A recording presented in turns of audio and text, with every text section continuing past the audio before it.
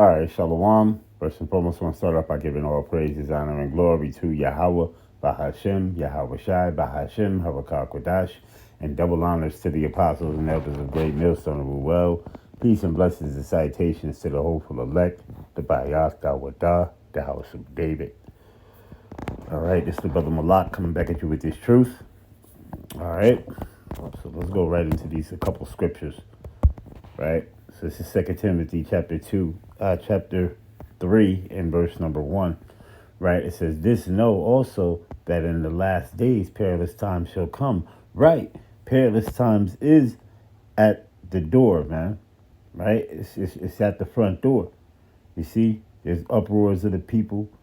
Right, food shortages, which is a famine. Right.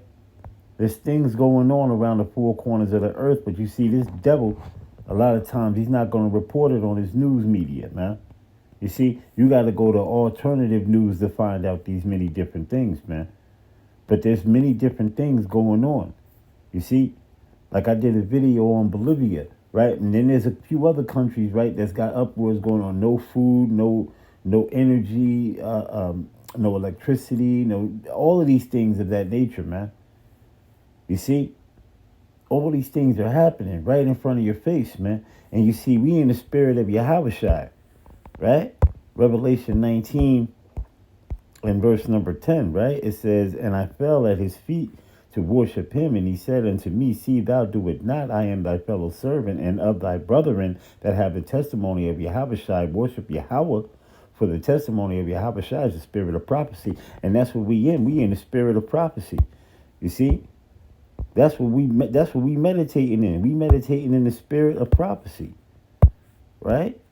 Sirach, right? The 39th chapter in the first verse, it says, "But he that giveth his mind to the law of the Most High and is accompanied in the meditation thereof will seek out the wisdom of all of ancient and be occupied in prophecy." And that's what we are. We're occupied in prophecy. That's a part of prophecy.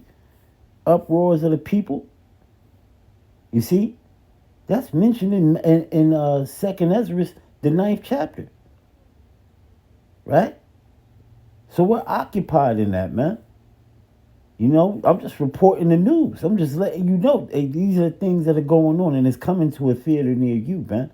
Just because you see it maybe going on around in these other different countries and places like that, don't think it's not going to touch home here in Babylon the Great, man. You see?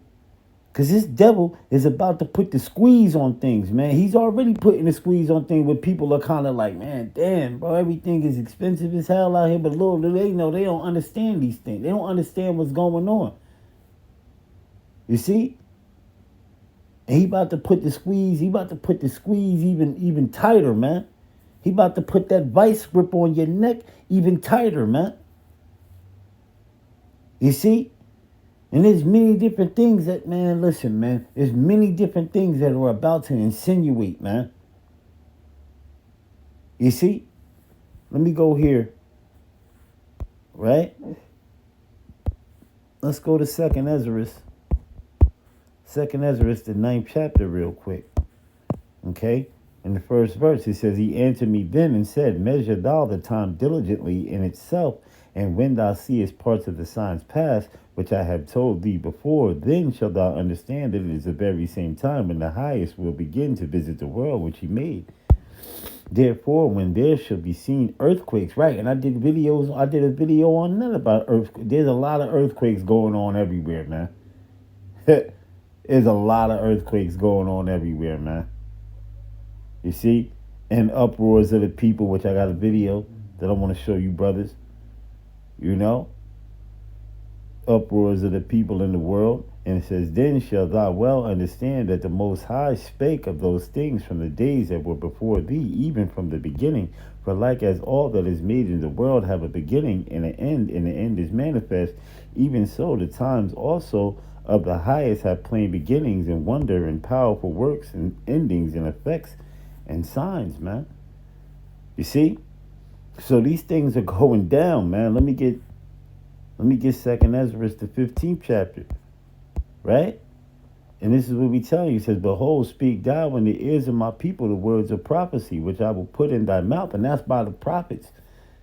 We're speaking the words of Yahweh Shem Yahushai, right? And we showing you things, putting these things right in front of your face and showing you, man. We showing you it, man. We giving you the receipts, man. Letting you know that the word of Yahweh Shem Yahushai is faithful and true. It says, and cause them to be written in paper, for they are faithful and true. You see? For they are faithful and true. It says, fear not the imaginations against thee, let not the incredulity. Incredulity means unbelief. Of them trouble thee that speak against thee, for all the unfaithful shall die in their unfaithfulness, man. And that's right, brother. You know? That's right, brothers. A lot of people are gonna die in their unfaithfulness, man. You see? Because they reject this word. They reject this word, and they're gonna come to find out that the prophets have truly, the true prophets have been among them, man, by what they're speaking, right?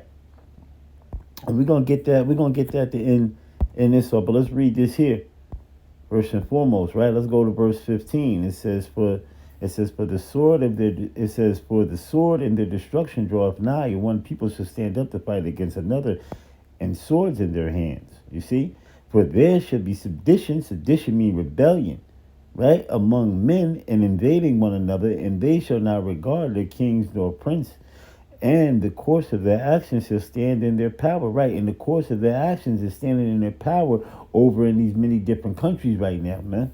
They uproaring right now, man, for a lot of reasons, man. And it's gonna get worse, man. It's gonna get worse. It says, and a man shall desire to go into a city and shall not be able, for because of the pride of the city shall be troubled, the houses shall be destroyed, and men shall be afraid. And man shall have no pity upon his neighbor, but shall destroy their houses, right? Because these people gonna be looking for resources, man. People gonna be looking for food. You see? Would you think these things are not going to touch down here in Babylon the Great? You're sadly mistaken, man. You know, because that's what's going to happen, man. This is going to happen. It's touching down in all these other nations, in all these other countries, man. You see, and it's going to ramp up, man. You know, it says, and destroy their houses with the sword and spoil their goods because of the lack of bread and for the great tribulation. You see, and for the great tribulation. Then you're going to understand what the true prophets of Yahweh Shem Yahushai has been telling you, man. Right? Let me get this here. You see? In Ezekiel, right? Ezekiel, the 33rd chapter and the 33rd verse, man. And we're just gonna take it from there. We'll let you play this video for you. Ezekiel 33 and verse number 33, it says, and when this cometh to pass, lo, it will come. Then shall they know that a prophet had been among them, right? Because they're going to be looking for, man, they're going to be running around looking for the prophets. Like, man, where they at? The Lord is going to end up shutting the prophets' mouths up, man. Eventually, man. Eventually, that's going to come, man. All right? Well, you're no longer going to be able to hear this word. You're no longer going to be able to see these videos popping up on your screen, man. All right? Or you're going to be sitting back wondering, man, we hear one of the brothers, man, it's not going to happen eventually, man. You see? Time is of the essence, man. You see? So I suggest you put your listening ears on, right? And you get yourself together, man. Okay? You see? You know, so, hey, man. These things are all taking place, man. You know? You know, so, hey, with that, we're going to give all praises, honor, and glory to Yahweh, Bahashem, Yahweh Shai, Bahashem, Harakah Kodash, and double honors to the apostles and elders of Great Millstone of well, peace and blessings and salutations to the hopeful elect, the Bayath Dawadah, the house of David. Kwam Yasha'Allah, Abba Babal, repent ye, for the kingdom of Yahweh Bahashem, Yahweh Shai is at hand. Shalom.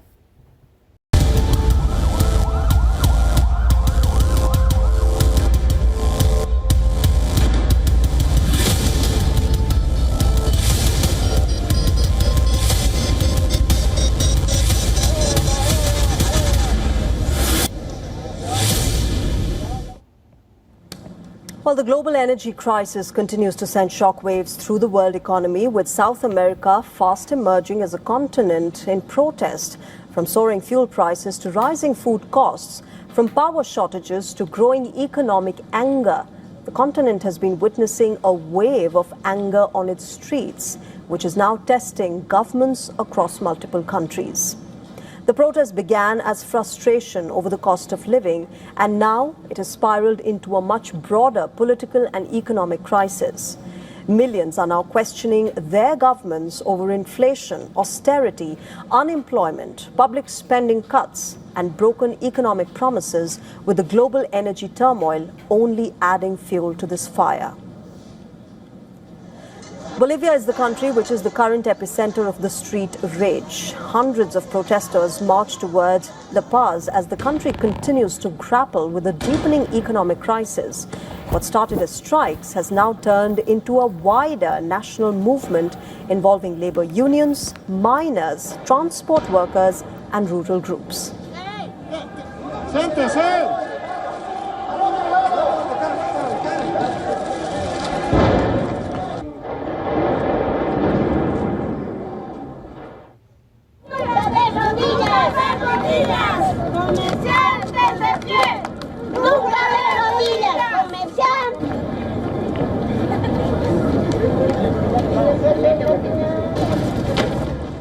Farmers and activists have blocked key roads, demanding wage hikes, economic stability, an end to privatization, and even the resignation of the president. The protests have paralyzed transport routes and exposed the growing public anger over the government's austerity policies.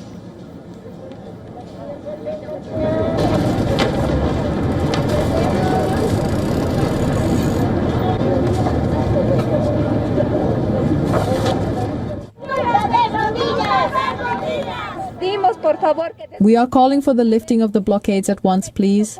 That is what we're calling for as mothers. We don't know what food to give our children. The pot is empty. We have nothing. We are dying of hunger here in La Paz. We have been kidnapped. But Bolivia is far from alone. In Cuba, the energy crisis has taken a more direct form. Citizens in Havana have taken to the streets as the island struggles with worsening power outages after the government admitted that oil reserves had run dry. For many Cubans, daily life has become increasingly difficult, with blackouts, shortages, and economic hardship driving public frustration.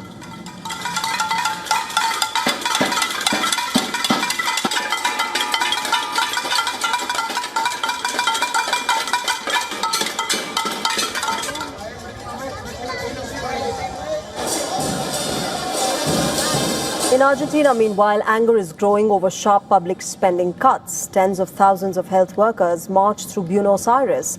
They accused President Javier Milei's government of cutting public health funding under its aggressive austerity drive.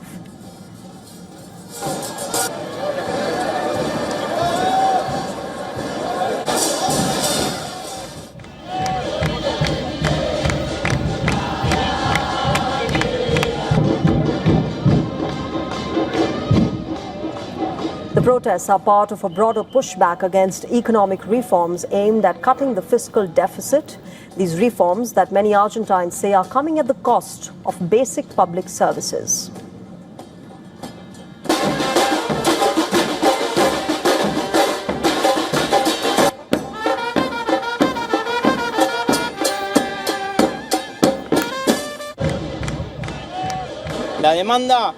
Demand has increased enormously because there are people who have lost their social coverage, because they have lost their job, or because they have entered an informal work situation, and these people turn to public health. And many people who still have the possibility or the luck of having social coverage do not have money to pay 10,000, 8,000, 5,000 pesos in co-payments, and these people turn to public health. Meanwhile, further north in Ecuador, union members, students, teachers and indigenous groups have all filled the streets of Quito. They are opposing the economic policies that they say are hurting workers and weakening social protections.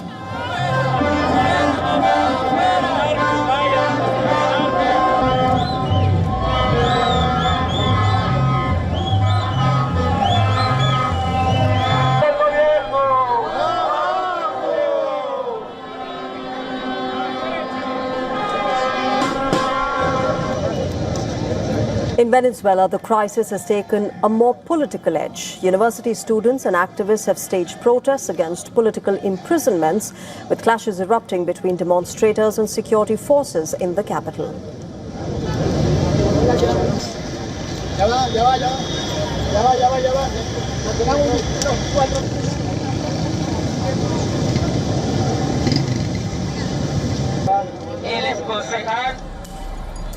And in Chile, thousands of students have marched through Santiago against education cuts and the rising living costs. The demonstrations turned tense as the police used water cannons and tear gas to disperse crowds near the presidential palace.